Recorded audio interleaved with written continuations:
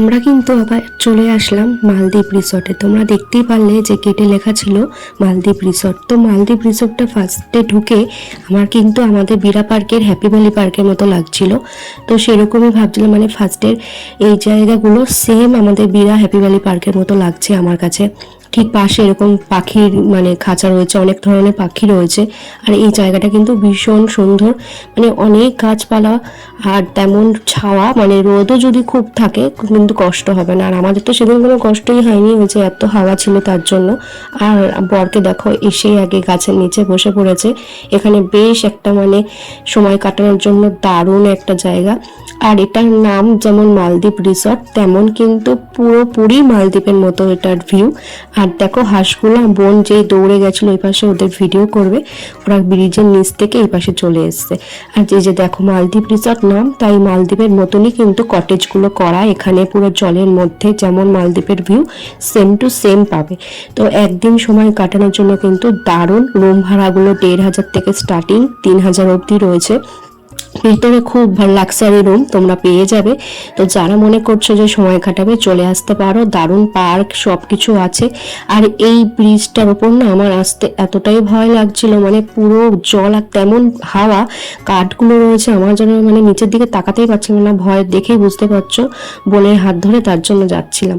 তো যাই হোক ব্রিজটা তো পার করে নিলাম। আর এই পাশে ছিল দোলনা, দুপাশে মানে চারটে চারটে করে দোলনা, মা আর ছেলে ওই পাশে চড়ছে। তো তারপর বোন উঠে আমাকে বললো তুই একটু চড়। তো ওই পার্কের থেকে তারপর এনজয় করে কিন্তু বেরিয়ে গেছিলাম। বেরিয়ে যাওয়ার পর এটা দেখালো আমাদের টোটো কাকুটা, হচ্ছে দুর্গা দালান। ওখানে কিন্তু অনেকগুলো রাজবাড়িতে বেশ দুর্গা পুজো হয়।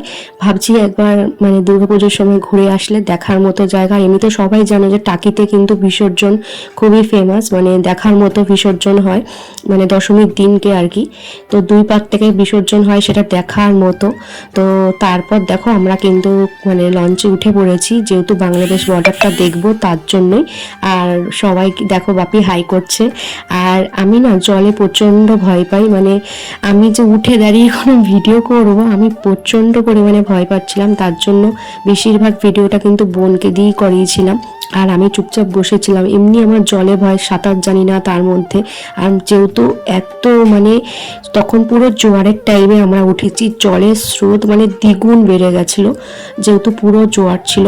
আর তার মধ্যে ওরকম ওয়েদার, মেঘলা হাওয়া, মানে বুঝতে পারছো কিরকম মানে সিনটার কথা বলছি, তোমরা ভিডিওতে দেখেও বুঝতে পারছো।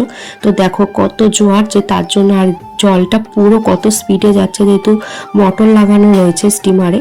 তো সেই দাদা বেশ ভালোই চালিয়েছিল, কিন্তু বলছিল যে কাউকে তাড়াতে না, কারণ যেহেতু জোয়ারের টাইম, ডিসব্যালেন্স হয়ে গেলে একটু প্রবলেম। তো আর আমার বর দেখো কোনো ভয় নেই, বর আর সুমন কাকু এইদিকে নৌকার নিচ থেকে উঠছে, বেরোচ্ছে সিঁড়ি থেকে, এই করছে। আমি তো মানে ভয়তে নড়তেই পারছি না। আর ওকে দেখে আসলে ওর সাঁতার পারে, ওই জন্য ওর কোনো ভয়ও লাগছিল না। আর তারপর দেখো এই যে লঞ্চটা আসছে ওটা কিন্তু সুন্দরবন থেকে আসলো। তো অনেকে মানে সুন্দরবন যায় ঘুরতে, তো তার জন্য ওই লঞ্চটা সুন্দর এই নদীটা থেকেই যায়, ইছামতি নদী থেকেই যাচ্ছে। আর ওই যে দেখতে পাচ্ছ আই লাভ দ্বীপহাটা বোধহয় লেখা, তো ওইটা কিন্তু বাংলাদেশের মানে সিম্বল। তো ওটাকে আমি জুম করেছিলাম, কত মানে সামনে থেকে দেখা যাচ্ছিল।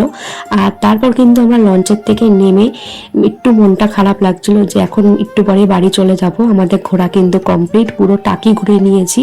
তো এখন চলে এসেছি আমরা রেস্টুরেন্টে, এখন খাওয়া দাওয়া করব, মানে এটা টাকির একদমই সামনে। তো টোটো থেকে নেমেই এখানে রেস্টুরেন্টটা বেশ ভালো, উপরে কিন্তু হোটেল রয়েছে আর নিচে রেস্টুরেন্ট রয়েছে।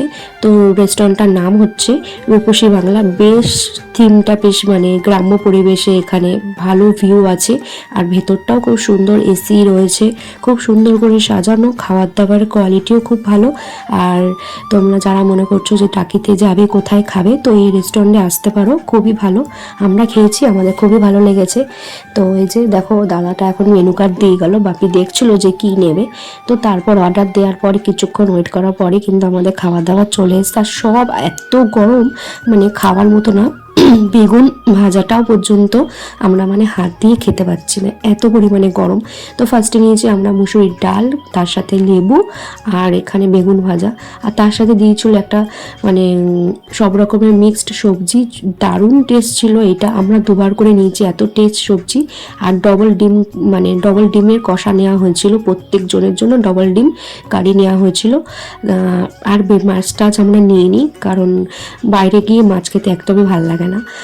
তো তারপর এখানে দেখো, এখানে রসগোল্লা আর আনারসের চাটনি আর এখানে পাঁপড় দেওয়া হয়েছিল। তো প্রত্যেকটা মেনু কিন্তু খুবই দারুণ।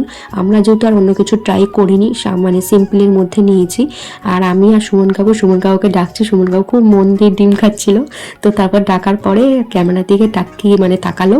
তো সব শেষে খাওয়া দাওয়া করার পর কিন্তু পানটা সুমন কাকু আমাদের খাওয়ালো। তো খাওয়া দাওয়া করে এখন কিন্তু আমরা সবাই গাড়িতে উঠে পড়েছি। এখন টাকিকে টাটা দিয়ে বাড়ির দিকে যাচ্ছি। তো চলো টাটা।